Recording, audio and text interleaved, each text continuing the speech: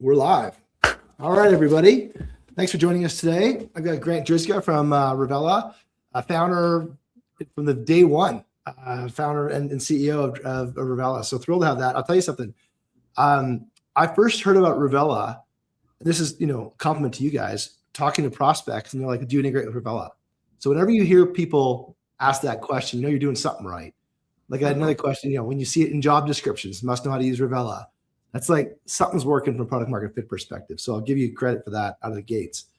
That's awesome. Yeah, Grant and I we met a couple of times along the way, but we had a chance actually to both pitch at Fast Pitch at Optech back in the fall. Got a chance to see your presentation. It was outstanding. One of the better presentations that was in that session. In addition, we've had a couple of chats back and forth. It's always good to talk to a CEO, founder, and especially one that's been going at it for 12 years. So congratulations on that. Surviving 12 years in the founder CEO role is not an easy. There's a short list of people in that role. Everyone sucker for pain. I'm a sucker for pain.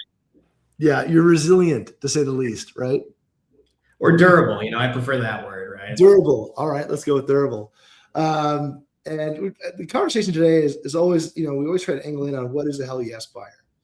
And yesterday we had Jacques McNeil on from Pure Property Management talking about the acquisition side of things, and now we're talking about software today. And the exciting thing about a hell yes buyer is that you stand back and look at things. Almost everybody is a seller, and it doesn't matter if you're in the internal roles. We had CTOs, we had COOs, we've had all sorts of folks on different sides of the conversation, all talking about how they kind of make business go faster and how they help people.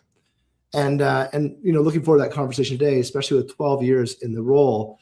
You're definitely going to have a few stories to share about learnings and lessons around where you started from, how you got how Revella kind of stood up, and then where you got into today. This is brought to you by IRCX. IRCX, we are remote maintenance and inspection software for property management. We help you save a truck. We help you do inspections really quickly, all powered by AI. So in about 30 seconds, you end up with your scoping document, 30 minutes, you end up with a scoping document, and about 3 minutes, you end up with you can typically end up with a remote resolution or at the very minimum, a full scope of what works needs to be done. With that, and folks listening, if you're on the LinkedIn Live, add any comments throughout. Those are always awesome.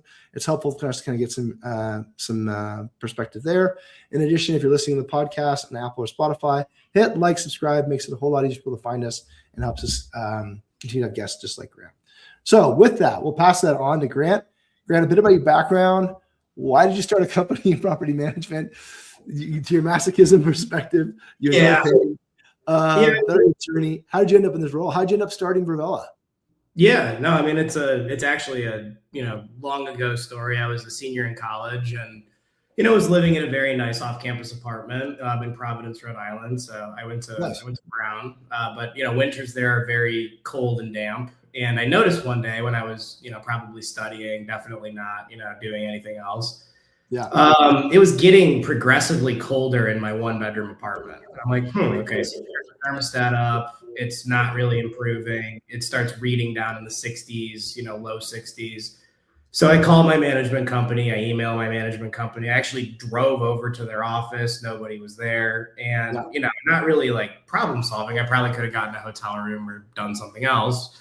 I slept with a hairdryer on under my blankets and, created fire hazard and all that good stuff. And so, I think a lot of people that don't maybe have my or your entrepreneurial itch of like, I really needed to learn why this happened, because from my perspective, this was a critical operational failure that could have created like real harm or a real problem. Yep. And so I, shadowed that management company for the entire second semester of my senior year, watched what they did, kind of how they were using technology at the time to manage what was at the time close to 600 off-campus apartments just around the university. Yep. And they were on one of the older PMS systems. It really acted like more of a journal where they would go update it whenever they remembered to do so, basically. So there was always this gap or lag between what was happening in real time in the business and what was kind of being reported in the system, right? And I said, to myself, that's kind of fascinating, especially because 600 units seems like a lot. Obviously, when you get into bigger management operations, you can see 60,000, 600,000. So I was like, that's kind of cool. So I actually went to high school with some guys back in Michigan after I graduated and kind of came home for a little bit. while trying to figure out what to do, that were in the middle of a multifamily syndication. So they went from 0 to about 20,000 units in 4 years, back when you could still do that. And they did a bunch of other stuff too that was like fascinating to see as somebody who was sort of selling into that group, where they brought management in house 2 years into a little marketing engagement I had with them. So I got to kind of watch the mechanics of how that whole thing worked. And I was like, well, to grow that fast, you guys, to go from 0 to 10,000, let's say, you must have your systems and operations in order. And opened the hood, and it was even worse. There were like 7 different platforms, each kind of overlapped with each other in some nonsensical way. And they're managing hundreds of millions of dollars of real estate, like this is before Zapier. This is before APIs. This is like CSV download, CSV upload kind of era. This was like an AMSI. They were using that. I don't know if you've ever heard of that, but for accounting, it had like Entrada websites when they used to just sell websites, right? They had like just a bunch of stuff that was just kind of crazy. And, but what it showed me was this product footprint. Like all these operators, regardless of asset class, kind of exist within this product footprint that, traditionally is module A or product B or this, that, the other thing. And, there is a definable kind of floor plan of what the solution set should look like. And so really back in 2014, we started building into that. And Revel has gone through a couple different iterations.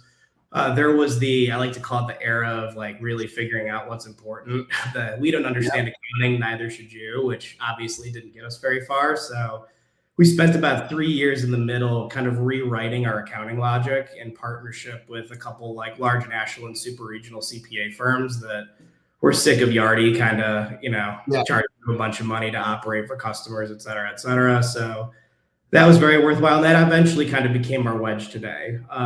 Think of us as like kind of a Yardi complexity of accounting and reporting infrastructure meets AppFolio end-to-end thesis, ease of use. And then we're kind of smack dab in the middle. So we're typically a good fit for groups that have some level of accounting or reporting complexity, that they can't just kind of go the traditional AppFolio or Buildium route, but they don't want to go all the way to the crazy complexity of Yardi, and kind of sit in that, and we sit in the middle between those two. How does it become complicated? How or where? Like what situations make the accounting and reporting complicated? I mean, obviously there's like kind of like the single story of a single owner, property manager, and debt holder. That's pretty simple. But like when you get holder, what combinations of things make it complicated from a reporting perspective?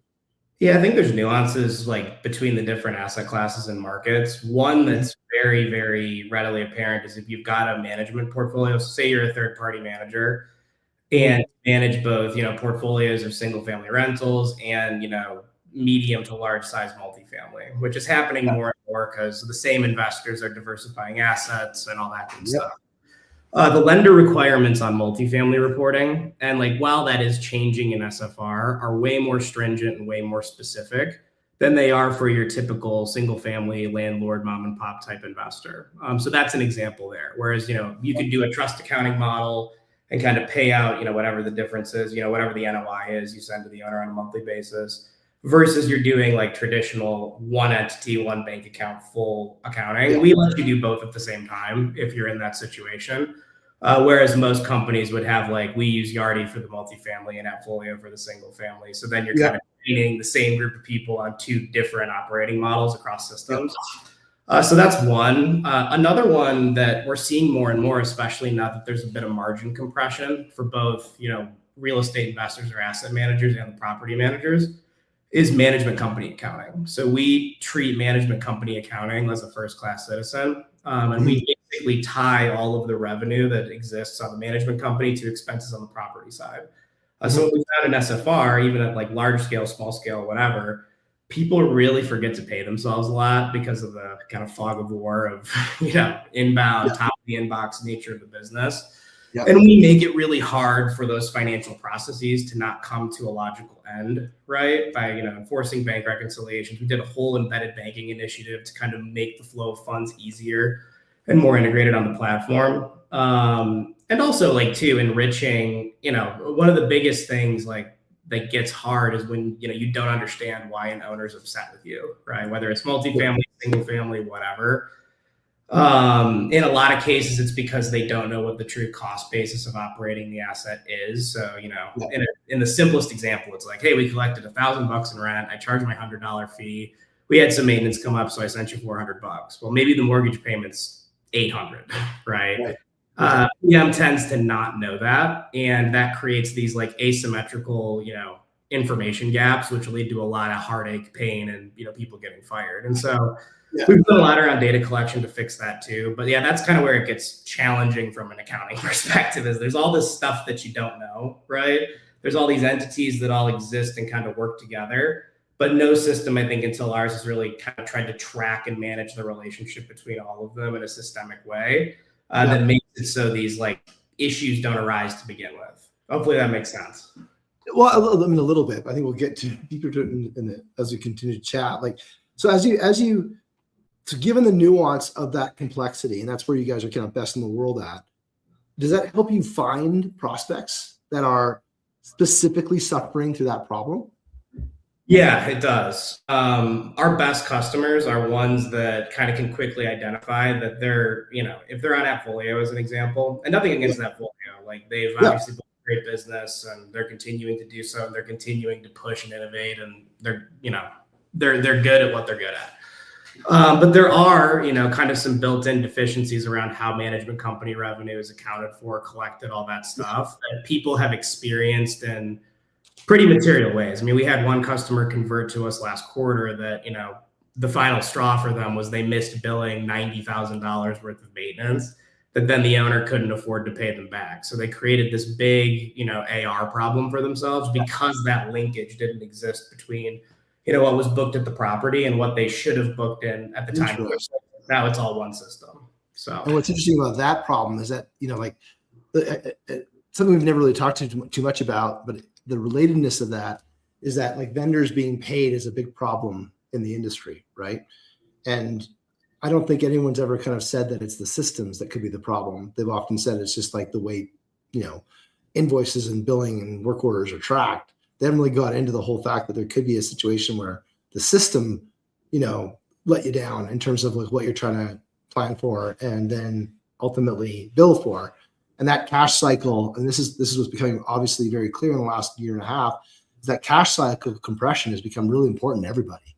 Yeah. There just isn't enough cash anymore to float the vendors, to float the residents, to float the owners, to float everybody else. So everyone's, very, very sensitive to how that is working. It's kind of like almost like a treasury function is emerging that never really existed before because everyone was just, paying bills as they come in. There was enough cash that everyone was floating, but not anymore. Yeah, the margin compression has basically gone down to zero, which, is scary operationally, but we ultimately think it's a good thing for how we think about the world. People are looking for a simple way at this point to know whose money is whose, how much did I make this month, and then kind of go forward and make operational decisions around like very, very clear numbers in that regard. So, yeah. And when you guys go to market and you have the conversations, like, given that you guys have a unique kind of like I'll say a specific problem to solve, not a specific problem to solve that emerges as a niche. Do you go to market? Like what conferences do you go to that where you are going to find that kind of that blending of the Atlantic and the Pacific, right? That creates that problem. Yeah, the brackish water, thankfully is an expanding surface area for us. So, I mean, we started growing in single family right around the time that we raised money. So, a couple more story elements. I mean, we have bootstrapped the business for the first like 9.5 years. So that was really kind of the learning period of getting in early with like customers, trying to figure out the operating model. What do we have to build? How does it have to work? All that stuff. And then we raised money to do, two things primarily. And number one, scale the organization faster because we were in a bit of a groove, and expand into the single family rental space more.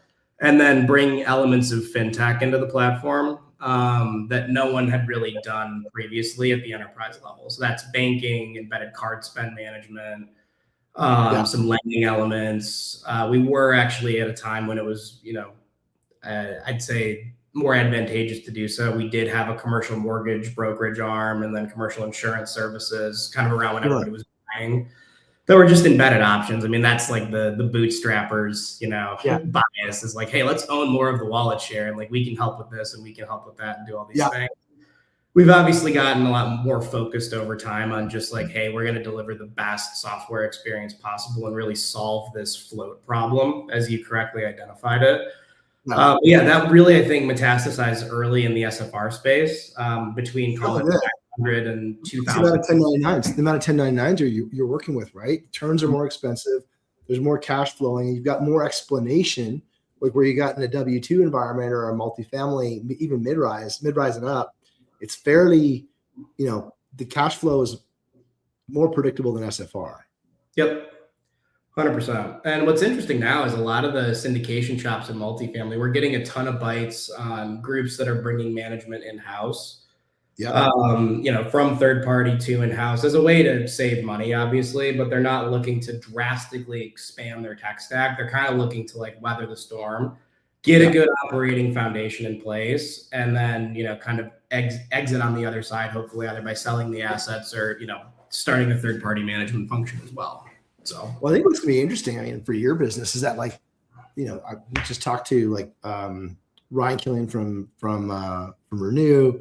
We talked to Dan Fetch from North Point, and they're just they were pretty open about their approach with all this SFR noise that's going out there, is that they're going to start going into the smaller multifamily, right? And I think what's interesting about this stuff that's going on is that, it's pretty obvious that there's a witch hunt for large property owners, but I'll get your opinion on what does that mean for property managers? That's a good question. I mean, I think there's still, of the, 12 million SFRs, right? Yeah. The percentage that's institutionally owned is just so small that like it's kind of a straw man of an argument, right? Yeah. That they're the ones that are creating housing affordability issues. At least that's how I feel. And so there's always, I think, going to be an element of institutional groups buying SFR. In most markets, I would argue that they actually set the floor for home values, which, if our goal as a country is to keep house prices high, to preserve people's net worth and, perceived stores of value, which is most Americans. Yeah. You can't force these groups to sell all their homes, because you'll flood the market with more inventory than there already is, and you'll see prices just race to the bottom. So, and it's not the good stuff. You don't sell the good stuff. Yeah, right? 100%. The stuff that's fast falling, the stuff that doesn't have a leak in the roof, the stuff that's like good to have and own, that's gonna be capped. It's just like, it's like any asset business. Like if you've got an oil and gas company and you've got certain pools and plays, you're going to keep your pools together and you're going to get rid of your plays. You're going to get your low performers. It's I don't know what's going to happen, but I think what's interesting though is that like the play of own and manage feels like it could get disaggregated to some degree. And so property managers, it could become like the gap that you close could become a more important gap in the next coming years. And I'm sure you didn't plan for legislation to be that forcing function, but the external force of actually saying, hey, I'm going to be managing SFR and small multifamily, and I'm going to have like different, that's going to make my clients look a little bit different than I'm used to before. That's going to make my cash flows look a little bit before. I'm now going to be managing W-2s and 1099. So like my business is now kind of like forced me to be stuck in the middle, and I need to choose a different solution. So it's kind of an interesting, perspective, or at least it could be a unique result set from all of this change, is that we're going to get more property managers involved and less owners, which is going to mean that in-house conversations you had is going to be difficult to do on the SFR side. And if they get really good at operations and cash flow and funds management, they're going to have an advantage at going at the smaller multifamily. Yep. 100%. I mean, in small multifamily, unless you have that kind of robust, let's call it, centralized back office, that it's hard to build without good tech infrastructure. The type of money you can make on those types of assets, like let's call it sub 80 unit multifamily, that's like the toughest thing to manage in my experience. Right? Like you can't even afford a single person, right? Like your people per door is like 2. Or I guess 80 or 40, right? And that's just like, it's just on the boundaries of what's practical. And everybody's working 24 hours a day. You're kind of sharing people all over the place. It's a tough number. It's those deals aren't as well capitalized, right? There's not a ton of like, I mean, that was back in, I mean, the last, real direct hands-on experience I had with those was back before COVID, where it was tough then. It's probably even tougher now with the cost increases that have expanded pretty materially since then, with no real equal or opposite offset from like a rent growth perspective. The properties themselves didn't get bigger. Their capacity to generate income didn't really change, but everything's like 20% more expensive now. So what was already hard is now like a lot harder. Yeah. No, it's, I mean, you look at the cost of HVAC and all those things, it's gotten much more expensive. The competitive environment for all the people that do all the work, it's gotten more competitive. And then just the number of people, and that's demand side. And then just from the supply side, there's just not enough people. There's just not enough people. Like I was chatting with Rich from RealPage last night. I was out on a walk and we were chatting back around just like the things that we know for sure is that the demand for housing is going to continue to go up. And there's not enough people to do the work. And so like, given that you've got two things for sure, of all things I don't know, I know those two things are certain truths. There's going to be more demand for housing and not enough people to do the work. And so we got to think of a technology solution to solve the problem because there's no other option. Yeah, I mean, it's the age-old, white whale of any investment. We're trying to find alpha through operations. We're trying to find alpha through technology. We're trying to find alpha in general at a time where that's really our only pathway through. Yeah. And I think again, for us, like one thing that, we look at the market and there's obviously like a bunch of really awesome point solutions. Like we want to work with as many of the top performers that can kind of demonstrate ROI as humanly possible. But then there's a bunch of other kind of like larger companies that are increasing costs with no equal and opposite, expansion of ROI or tangible, like, benefit to the cost increase. I heard a stat, I think it was a couple of weeks ago, when I was talking to an operator. He's like, Grant, the amount of money, like the cost increase for technology and real estate's increased like by 700% in the last 20 years. Really? And it's a mix of, marketing, tech, and everything else all kind of blended together. But I mean, even in the last year, I saw an NRHC article that, cost increases for just software with no additional functionality, like SaaS shrinkflation, I think is what they called it, was like 14% year over year. So it's like people are paying more for tools that aren't delivering more in an environment where we're all looking for that ROI, right? Yeah. And, I think at the end of the day, the pendulum always swings back and forth, I think, depending largely on the economy of like, do I want one platform that's very cost controlled that does the core things that I need done very well? Or do I want to build kind of my own tech stack, a best of breed, right? That usually exists when like the problems you're trying to solve for are more, let's call it siloed. Like my maintenance ops are terrible. They need to be more efficient. Like, let's get a solution for that because everything else is sort of humming along. Yeah. But now it's like the cost has just gotten so crazy. I mean, I was talking to a friend who works in one of the big SFR groups, and she was telling me that the combined ROI or the combined implied benefit would mean they'd have negative days on market for all their marketing tech spend, and they don't have negative days on market. So I think a lot of groups, regardless of whether they're big or small, are starting to look at kind of what's happened and how it's evolved. And obviously thinning the tech stacks, but also finding a new way of kind of putting all of this stuff together so that it works for the business as it is today. Because I mean, it's been a rough 3 years, I think, for every asset class, right? Yeah. Hopefully it is heaven in 27, as some people have said. That's great. That's the first time I heard that. So I've heard, survive till 2025, survive 2025, fix it in 2026, and then now you've got 2027 heaven. What is it again? Heaven in 2027? Man. Oh God. That is opium. Okay, let's roll with that one. I like it. So when you take a look at your customers and how they're, why they choose Revela, are they looking at like what are they suffering through that they're seeking change, right? Like to buy from Revela, it's very easy to buy from Yardi. Like no one's gonna give you a hard time about that. But obviously there's other choices out there for different reasons. Why are your customers choosing Revela? What are they frustrated with from the current options? Yeah, I mean, I think it's complexity. I think that like kind of the older solutions can do a lot of things, but they almost require a PhD in computer science to Yeah. figure out. And then, you kind of get into the mix of it. And I think people are getting very sick of the sort of constant upsell, like, hey, I bought the core, but now I need Yeah. this thing if I want it to work the way that I need it to. And then I need this other thing, or I need this other thing.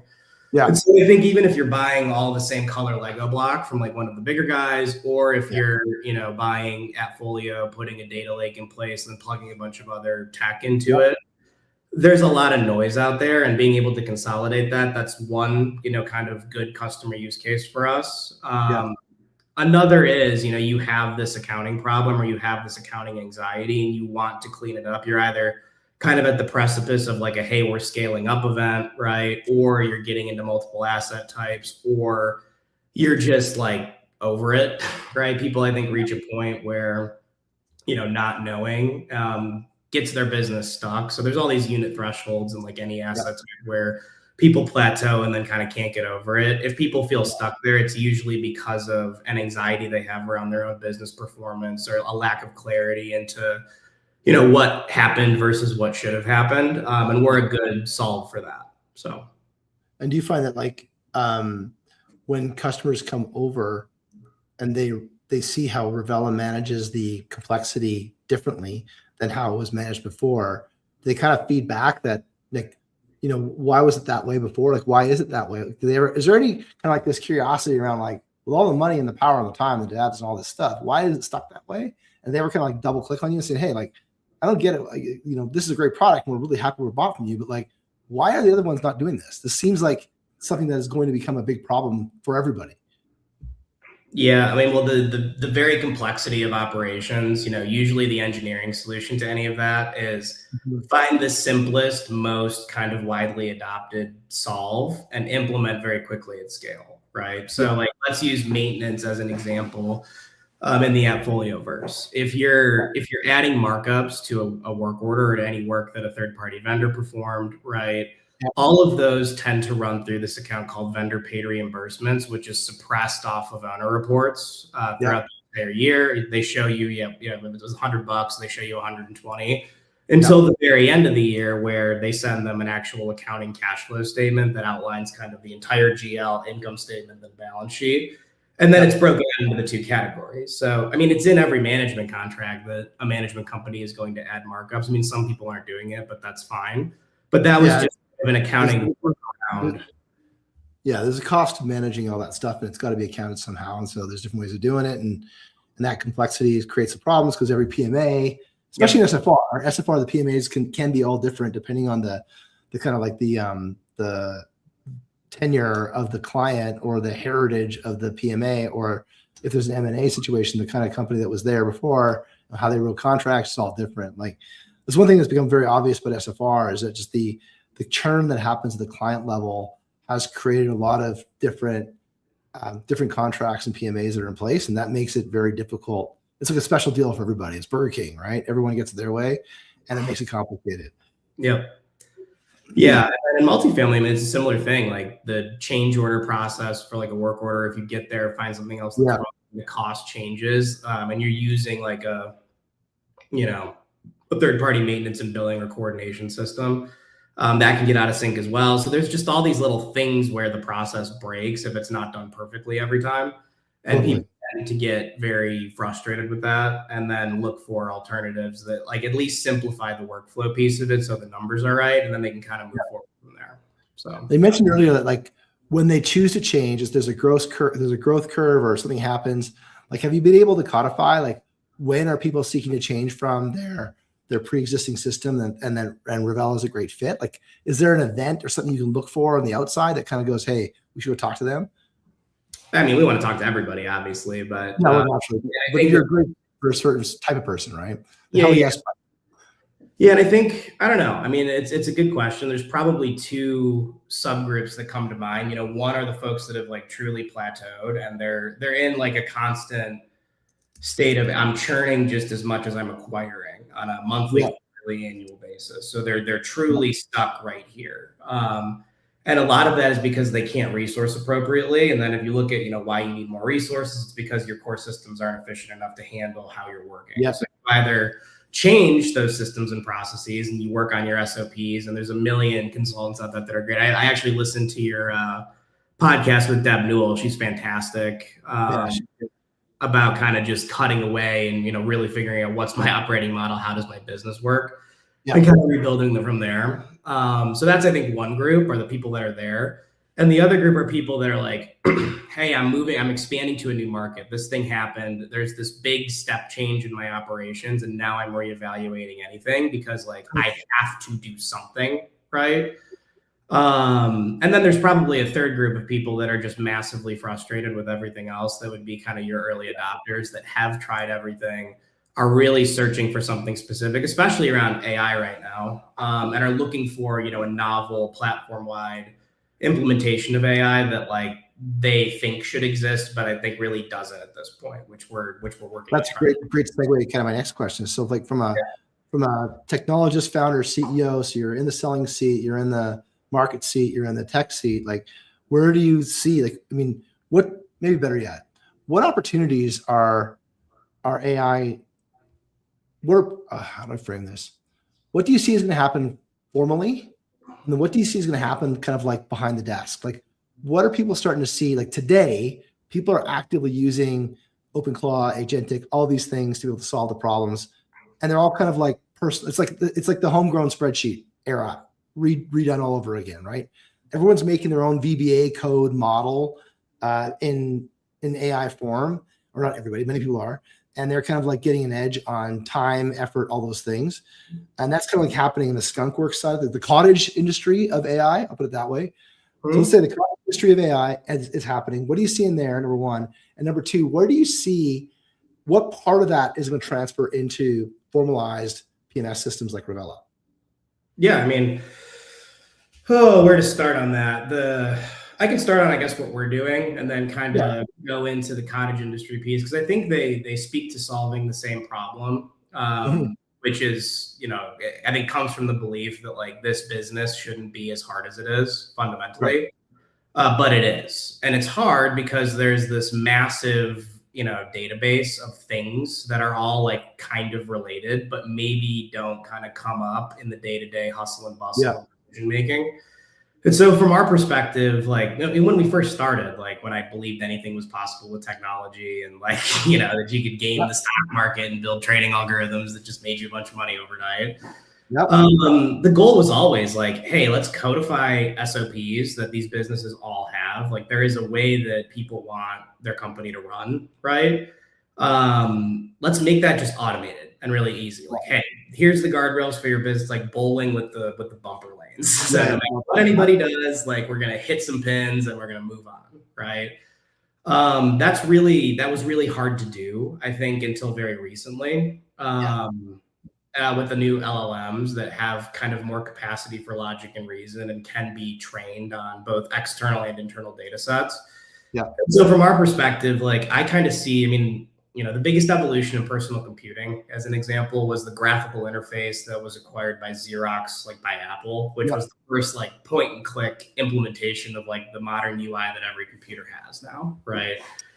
Before that, it was terminals. I think that, at least for us, we see the future actually kind of moving back towards that terminal model. Like, hey, prompt and perform. Ask, you know, AI within your enterprise platform to go and synthesize and do work faster than you can, using the data that we have internally, using the data that we have externally, using proprietary data sets that we've entered in, right?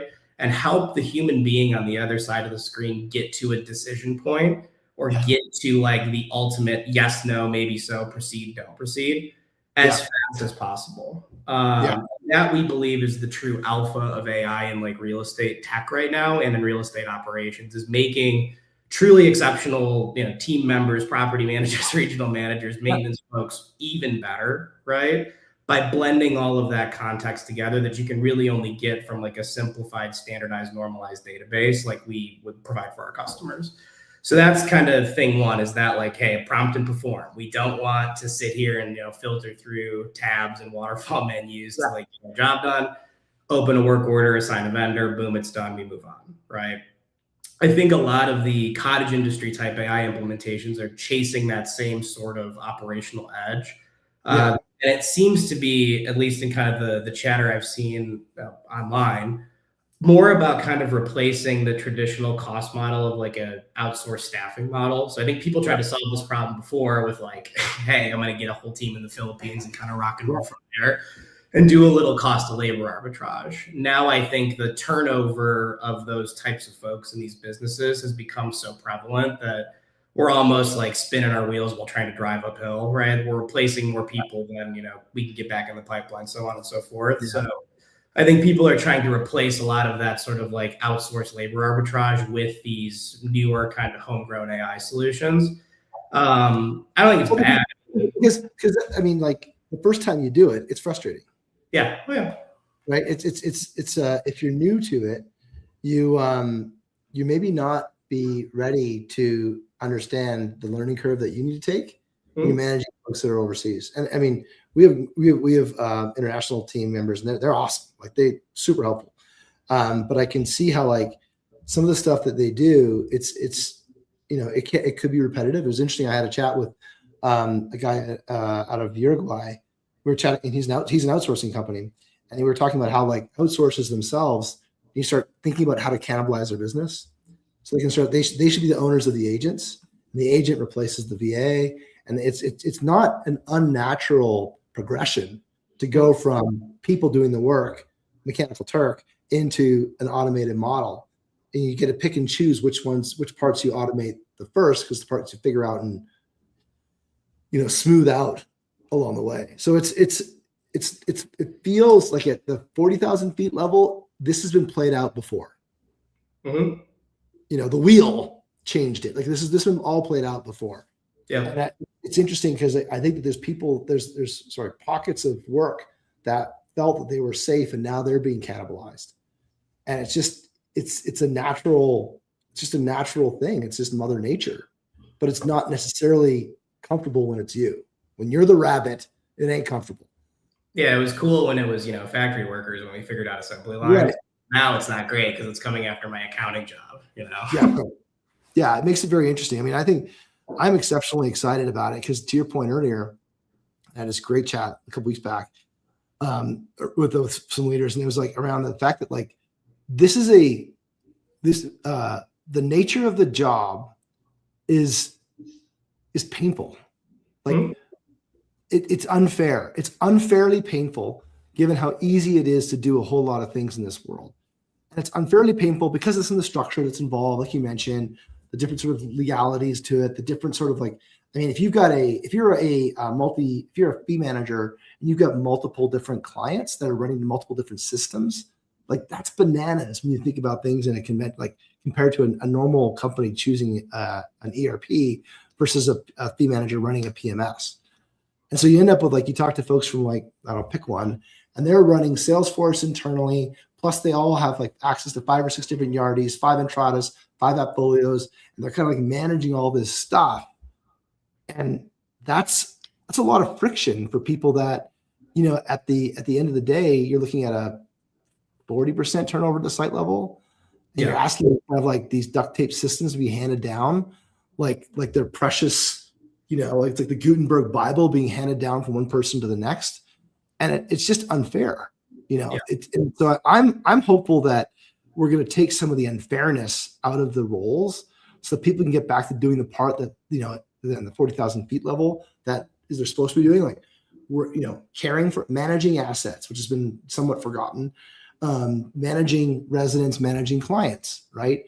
But the data is so messy. You've got to add so many people at it that you're managing the people that are managing the mess, not managing the asset, the resident, the client.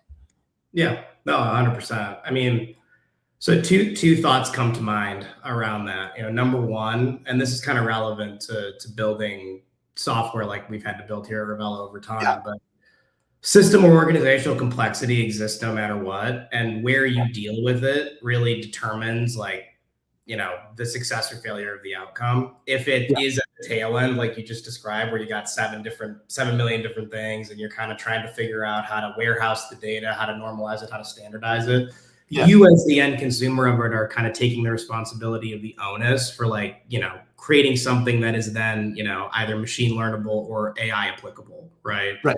Our thought process is, hey, let's deal with all that complexity like on our end. So we at least like know kind of, for lack of a better word, where the logical or business logical bodies are buried and can kind of work around that to create that same type of like clean data infrastructure that you can then take and apply all of these cool new technologies to.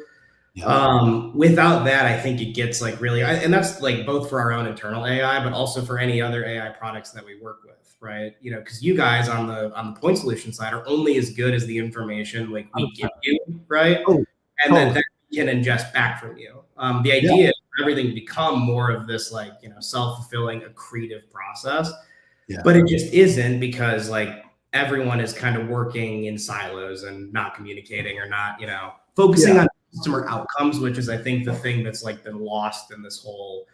I'm really optimistic. I'm really optimistic from some of the conversations I've had in the last couple of weeks around that we were coming around the turn on that.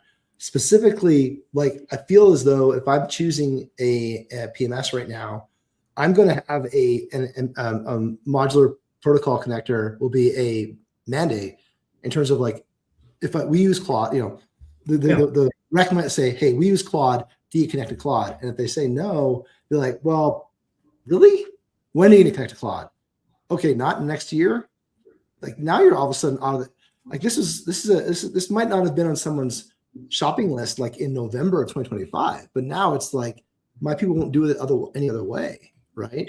And this cottage industry is forcing the large entities to adopt into new ways of thinking. It's and I'm hopeful, as I said earlier, that we're going to take away all the bad work, right? The bad work is like sucking souls out of the industry and making it very difficult to serve assets, serve people, clients, serve residents, is going to make the job easier. Because like you read the job, like I remember talking to people October last year, October 2025, right? I'm at a conference, I'm chatting with somebody and they're like, I got to run, it's planning season. And I just got 27 plants. And I'm like, oh my God, like there's no planet where those all look the same. There's no planet where they roll up with a single consolidation function. But now we're starting to think about the reality of the friction of the business that's sucking out energy, sucking out talent, and sucking out value. That's just, it's native to the way we've architected the way it all comes together. So I'm curious. I mean, from your side of things, you take a look at the deficiencies of the data flow. Where's the first place you want to focus? It's that blend of like actual operating reality data, which is traditionally held within the PMS, and then what's happening outside of that, either both from like a rent AVM or valuations AVM perspective, but also from like what the asset management team has access to that they tend not to share with the property manager, right?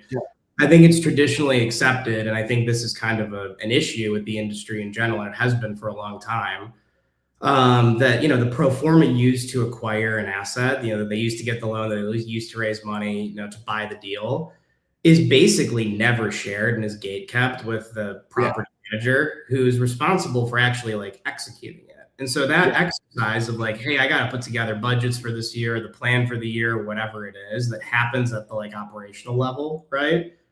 There's somebody that like knows what that should be, that has like the rubric for grading, like what is effective response to the test, right?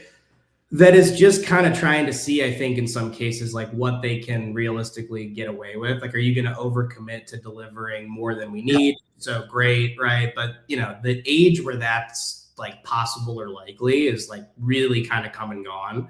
And now more than ever, I think it's very, very important for people to kind of open up the, dust off the pro forma, hand it over and say, hey, this is like what we have to have happen. If that's not realistic, we have to recast this and like share the bad news with our stakeholders, with our lenders, like sooner rather than later, as opposed to, let's go through 6 different turns of this document or this budget, push back on every little thing because we need, some expansion in operating margin or whatever here.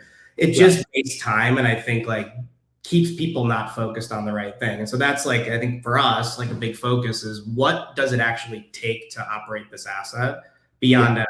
What's your mortgage payment, right? Right. What are your insurance costs? How are those increasing year over year? How are we thinking about accruing for property taxes or deferred maintenance? That needs to be top of mind for people operationally, because when they're making every little spend decision, day in, day out, week in, week out, month in, month out, quarter in, quarter out, without that context of kind of where you're at any given moment, you'll overspend, right? Or you'll focus on the wrong thing, or you'll do all of this stuff, right? But there's an interesting kind of question is like, do you think that, so let's go back and let's go kind of think back on the centralization experiment and what that meant. And the fears around that was around, hey, people are going to leave the building and all those things. But part of the problem centralization was trying to solve was that the building they're all operating as individual islands, right? Yeah. They weren't really rolling back up. The P&L, the pro forma, all that stuff. Asset manager had 25 properties underneath them, and like it all rolled up, and that was it. And but like now, I think there's an opportunity. Well, so what's your perspective? Is there an opportunity that while people are going to be like there's going to be a mix of centralization or automation. There's going to be bots, agents, all those things. But do you think it's possible that with this improvement of the viscosity of data or the fluidity of data, that we can actually tighten up the gap between corporate and the site? Am I hopeful, or is that possible? Like, because of what you just described, now we're all marching the same P&L. But before, I didn't see the P&L. I didn't even know the P&L. I just worried about leases, rents, occupancy rate, maintenance orders, terms, and maybe capital. But now I know the P&L. I know the banking. You know what I mean? Yeah. I think it is possible. I mean, and I liken that more to the relationship between like property and asset manager, just in general. Yeah. So corporate versus site, or property versus asset manager. It's equity versus operator at the end of the day. Yeah, I can. It's top half of the P&L and the balance sheet. Yep. Right. Yeah, because the P&L asset and the balance sheet's all the asset. Everyone else is just like, let's kind of leasing and operations. Yeah, I think it's possible, and I think it's also like timely, because you can't operate, I think, in the same cost model. In multifamily, as an example, like I don't think you can have property manager, assistant property manager, senior leasing person, junior leasing person, leasing analyst, maintenance coordinator, 6 maintenance guys. Like I don't know if that works anymore. Just given occupancy challenges, rent price growth, just again, all the P&L pressure we've been talking about this whole time. And open job positions. You just can't hire. Those people aren't on the shelf. Yeah. 90 days to hire somebody these days. It's 90 days. So it's like 10% of 8% of your average workforce, work productivity is gone because you can't fill a job. And then you're taking in 40% turnover. So like, you're operating at like really negative net productivity for the kind of pro forma, Yeah. And so I think, reducing the, let's call it, Chinese firewall that's between corporate and the property, and really getting aligned around like the plan and what has to happen, like what must be true in order for us to hit like a suitable or sustainable operating milestone here. Not like what we get away with, not like, hey, let's push and burn people out and do whatever. Yeah.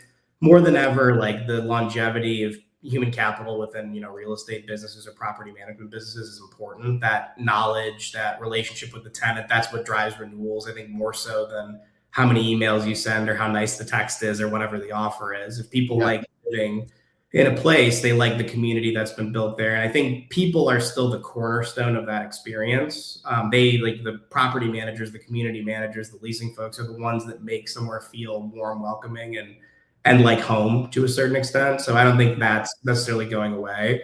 But I think you're right. Like the desire and probably necessity to set them up for success with more access or more kind of clarity around what has to happen in order for this property or this business to remain viable is a needed and probably, shifting change that's going on. Well, I think it's interesting. You kind of dig into, probably a bit of a stretch for someone like me or you to talk about how like data can start to solve AI and data, the thing that everyone's scared of, could actually be the solution to some of the problems that you read about in some of the surveys, the staff level surveys, right? So you look at like Swift Bunny put out a survey this time last year.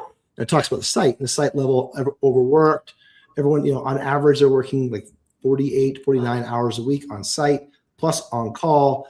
Everyone's depressed. They see no fulfillment in their career. They don't have a lot of transparency in where they're going.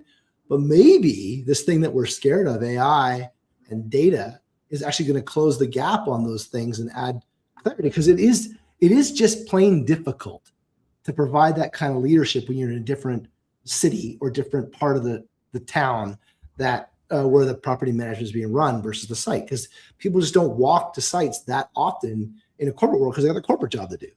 Yeah. So it could be an interesting, unplanned outcome, whereas this gets deployed, as we start optimizing these plays and these portfolios, that we're actually going to get better transparency on what those careers look like at the site level. And it could be that AI actually improves retention versus like being the cause for it being a catalyst for increasing it.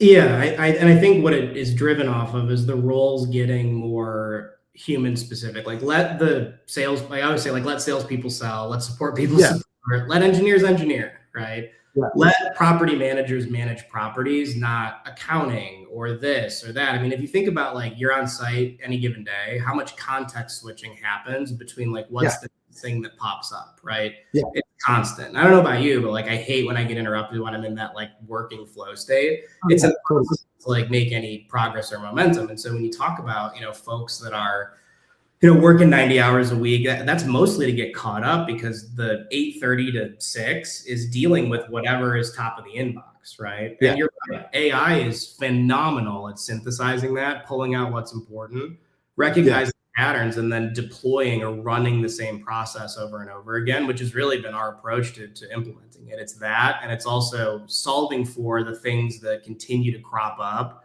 that create heartache and pain, like, hey, did you bill for these things? No, you didn't. Okay, click this button. Now we'll go do it for you, right? What did somebody miss that creates an income statement problem, which could lead eventually to a catastrophic balance sheet problem? Yeah.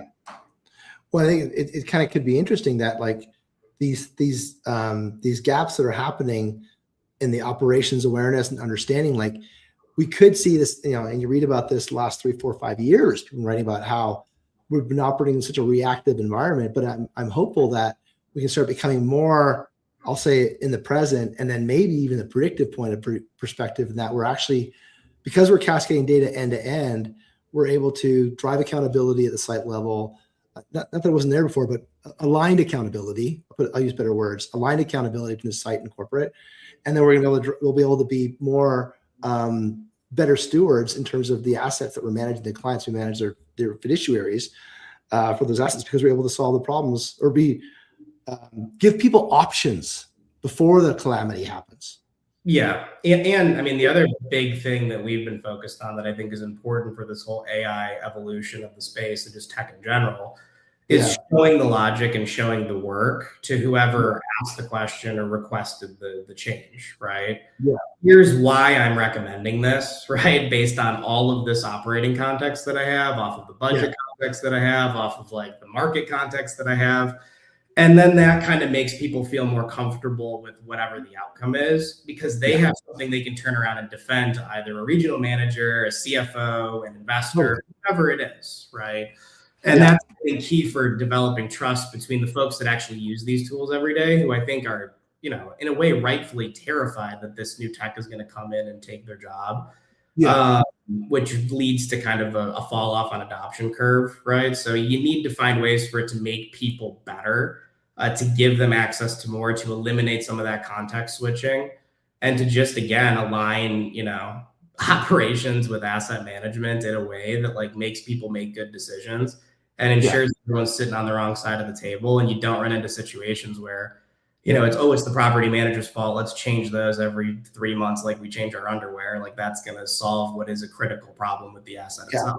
So, well, that's part of it. And that leakage of understanding, be it data, be it, kind of like tribal, be it how things work, like all of that's endemic in the whole way things are working right now, because there's this lack of continuity between people to people. Because you do get some it's never 100% handoff, especially in the roles, right? And so you end up like, and it's not the software, right? It's the software is just doing the software's job, but ultimately it's the people that are using the software that end up paying the price because they're going to absorb the gap in their Sunday time and their after hours work because the software is just doing what it can do based on the inputs that it has. And the rest of it is all like just people making it work. And I'm hopeful that's going to go away. And at the minimum, the cottage industry is going to highlight where the enterprise industry needs to focus because people are voting with their time. Like people are after hours. I think it's crazy. Like after hours, people are buying with their own money, like Mac minis and stuff, or they're buying servers that are offline, and they're processing the data that they otherwise need to process in their machines because it's too much work. The fact that people are doing that they're voting with their time and their energy and they're learning to create open claws all over the place is remarkable to think about when you realize for so many years we've said, well, I don't know if my team will adopt tech. But like here they are in the deep end, thrilled about it and happy to talk about it to anybody, and then what you end up is a whole list of if I only could, if I only had, I could do this. And it kind of like the demand scope of what the problems we could solve from a technology perspective have gone from this to like this. And it's coming from the users, which is, I mean, my side, if I get demand side feature requests from users, I'm thrilled because I know that's where the problem is. It makes me I don't want to imagine a feature. I want it to come from the people that are using our product that are on the field because that's the best feature. Yep. 100%. And that's what's fascinating too. I think to piggyback off of your statement on the cottage industry, it's what problem are they really all trying to solve? It's varied, it's interesting, but it's really this holistic end to end. Like this is really hard. There's a lot of data to look at. Like I need something that can produce something actionable for me, like faster, right? Yeah. Because I don't have time or money to throw at the problem anymore. Like we gotta get our arms around this. And the fact that people are spending their personal paycheck on trying to solve this stuff is like there's no greater indication of a gap in the marketplace than that. Yeah, 100%. So when we take a look at, we'll kind of wrap this up real quick here. You've done this for 12 years now, or almost 12, and you've learned a lot of lessons along the way. What one lesson do you wish you kind of like could play back to yourself in year 2, 3, 1, wherever, earlier days? That's an interesting one. I think there's product or market-based lessons, right? Of like how things work, or like I wish I would have studied the kind of stakeholders behind the immediate, like who I was selling to, which were the operators before. Because if you understand how your customer thinks or what they care about or what levers you can pull from the customer side to make your client look like a hero, that ultimately like makes your relationship with them better long term and creates value for everybody in the chain, right? So that's one thing.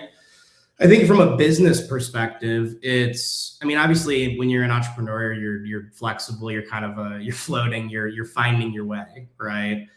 When you do find that product market fit thing, the experimentation window has to shrink and you have to get really laser focused really quickly from a business perspective. And that's been a evolution for me over the last year, which is I love real estate. I love it because it's so varied, interesting. There's a million different ways to like solve a problem if you have access to the right markets. But at the end of the day, when you're building value of a company, like you have to build it in the right way, not in a very varied way, to really kind of get to that next level. So for us, we want to continue to build and grow the software platform and bet as much as we possibly can to make, operations easier, control the P&L cost structure for operators and property managers alike. But it's all going to be driven off of software and really leading this AI charge, I think, in a thoughtful way that adds value and produces results for customers. So yeah, no more side quests, dialed in on operating. Having focus is very relieving, right? Oh yeah. Because you move yourself of all the distractions of things that consume all that other energy. Mm-hmm. Who should we talk to next in the show? Given the state of the world, have you talked to Evan Howard or Thad Tarkington from Second Nature? I have not. I chatted with Evan in Dallas back in the spring, or the fall, sorry. But I haven't chatted with him on the show. That's a good idea. So they would be two good ones on the resident experience side of things, like looking at tenants, and they're doing a lot, I think, to build credit and put people into a better position to succeed, which is cool. Yeah. And then the other one too, have you met Nick Whaley from Nutility? No. You should. I mean, after this, remind me, and I'll connect you guys via email. Cool. But Utility is going after that, utility billing segment of SFR, and are getting a lot of traction there in the SFR space. And Nick's a wealth of knowledge on that, and then just like operational stuff in general. Great dude. Awesome. Well, I'll take you up on that. More conversations is always good. Cool. Well, thank you so much, Grant. Appreciate the conversation today. If you're listening on the podcast today, like, favorite, subscribe. Makes it easier for the people to find it. Listen on LinkedIn Live. Please just add in any comments there, and both Grant will get to it. Stand by for the blog posting and other shorts that come out. Look for that. Love to get any comments or feedback on that. It's been a super good conversation. I really appreciate allowing us to kind of go meander a little bit through the AI conversation. It's really been stuck in my brain lately, and how to think about what that means in the grand scheme of things. Even our roadmap is changing as I think about what AI can do. Appreciate the comments around like your customer's customer. We haven't talked about that yet in this show yet, which is remarkable, but because given the way that this industry is structured, but it really is. I think someone talked about that at SAP as they moved to when they moved to, who the heck was the guy? The old CEO of SAP when he went to wherever he went to, I can't remember. He started talking about the customer's customer and how that was the really important thing to solve for, because you do solve a lot of problems when you get your stakeholders' mentality in mind, and that helps save a lot of energy. This has been awesome. Thank you so much, Grant. Appreciate everyone for listening today. Have a wonderful day. Enjoy the rest of your week, and we'll chat soon. Thanks all. All right. Take care, everyone. Bye. And we're good.